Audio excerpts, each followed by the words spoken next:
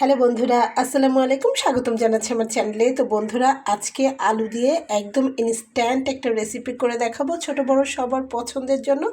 আর এই রেসিপিটা করে নেওয়ার জন্য কিন্তু খুব বেশি কিছু লাগছে না, খুবই সামান্য উপকরণ দিয়ে ঝটপট এই রেসিপিটা করে নিতে পারবেন। আর এখন বাজারে নতুন আলুর দাম কমে গেছে বন্ধুরা। তো চলুন রেসিপিটা তৈরি করতে করতেই জানিয়ে দিচ্ছি কী কী লাগবে। এখানে একটা পাত্র নিয়ে নিয়েছি, আপনারা যে কোনো পাত্র নিতে পারবেন। আমি একটা মাটির পাত্র নিয়ে নিয়েছি, আর তাতে আমি এখানে সিদ্ধ করে নেওয়া আলু দিয়ে নিচ্ছি। তো আমার যতটুকু প্রয়োজন ততটুকু আলু আমি এখানে নিয়ে নিয়েছি, আপনারা চাইলে থেকে বেশি কম বাড়িয়ে নেবেন। আলুটা সিদ্ধ করে নিয়েছি, দেখুন এখনও ভাপ উঠছে, একদম গরম রয়েছে আলুটা। তো তারপরে যেহেতু আলুটা গরম রয়েছে, একটা ম্যাশার দিয়ে আমি ম্যাশ করে নেব আলুটাকে। তো বন্ধুরা, আমি এগুলোকে মোটামুটি ম্যাশ করে নিয়েছি, এখনও ম্যাশ করতে হবে। নিয়েছি, তো আমি এখানে 4টা আলু নিয়েছি, তাতেই কিন্তু অনেকটা পরিমাণ হয়েছে।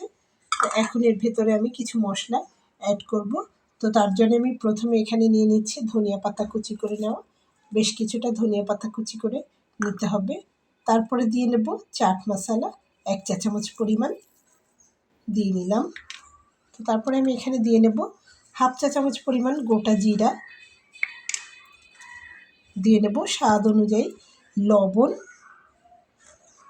তারপরে এখানে ঝাল রয়েছে, আপনারা ঝালটা আপনাদের স্বাদ অনুযায়ী দিয়ে নেবেন, যে যত ঝাল খেতে পছন্দ করেন তো সেভাবে আপনারা। তারপরে বন্ধুরা, এখানে আমি নিয়ে নিয়েছি কর্নফ্লাওয়ার।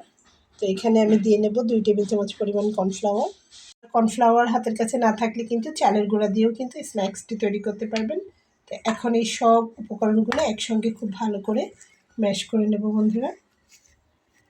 সুন্দর করে ডোটা মাখিয়ে নিয়েছি, এখন হাতে একটু সামান্য তেল লাগিয়ে ছোট ছোট করে ভেজে নেব। তো বন্ধুরা, তার জন্য আমি চুলাতে অলরেডি একটা ফ্রাই প্যানে তেল গরম করতে দিয়েছি, চলুন দেখে নেওয়া যাক। আমি তেল গরম করতে দিয়েছি, তো এগুলো কিন্তু একদম ডুবো তেলে মুচমুচে করে ভেজে নিতে হবে। তেলটা গরম হয়ে গেলে আমি একে একে সবগুলো দিয়ে নেব। তো দেখুন, খুব চমৎকারভাবে ডোটা কিন্তু আমার তৈরি হয়ে গেছে। এখন আমি এখান থেকে অল্প অল্প একটু নেব, হাতে তেল লাগিয়ে নিয়েছি, ছোট ছোট করে বলের মতো করে ভেজে নেব। ঠিক এরকম করে নেব সবগুলো। ধরে দেখুন, আমি ঠিক এভাবে গোল গোল করে নিয়েছি। তো বাচ্চা থেকে বুড়ো সবাই কিন্তু এই স্ন্যাক্স রেসিপির ফ্যান একদম। তো চলুন, আমার তেলটা গরম হয়ে গেছে, এখন দিয়ে নিই। বন্ধুরা, তেলটা গরম হয়ে গেছে, দেখুন আমি দিয়ে নিচ্ছি।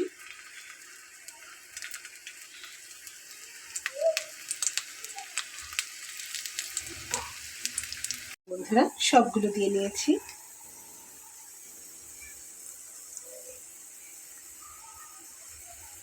চুলার আঁচটাকে মিডিয়ামে রেখেছি, এভাবে উল্টে পাল্টে আমি ভেজে নেব।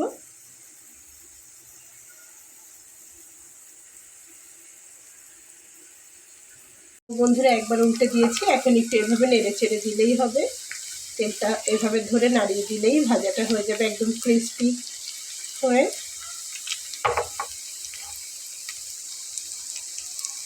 বন্ধুরা, আমার এগুলো কিন্তু ভেজে নেওয়া কমপ্লিট হয়ে গেছে। এখন আমি তেল ঝরিয়ে ঝরিয়ে উঠিয়ে নেব। এভাবে তেলটা ঝরিয়ে ঝরিয়ে তুলে নিতে হবে। দেখতে যেমন মজার, খেতেও তেমনি খুবই সুস্বাদু। ঠিক এভাবে তেলটাকে ঝরিয়ে ঝরিয়ে তুলে নিতে হবে। বন্ধুরা, তৈরি হয়ে গেল। তো একদম শর্ট টাইমে আমি কিন্তু আমার বাচ্চার জন্য স্ন্যাক্সটি তৈরি করে নিয়েছি এবং আপনাদের সঙ্গে শেয়ার করলাম বন্ধুরা। তো আশা করছি রেসিপিটা আপনাদের ভালো লেগেছে। রেসিপিটি যদি আপনাদের ভালো লেগে থাকে তাহলে আমার এই ছোট্ট চ্যানেলটিকে সাবস্ক্রাইব করে সঙ্গে থেকে যাবেন বন্ধুরা। তো আমি এখানে আমার ছেলেকে পরিবেশন করতে দিয়েছি টমেটো সস দিয়ে। তো দেখুন, দারুণ মজার চমৎকার এই স্ন্যাক্সটি বন্ধুরা।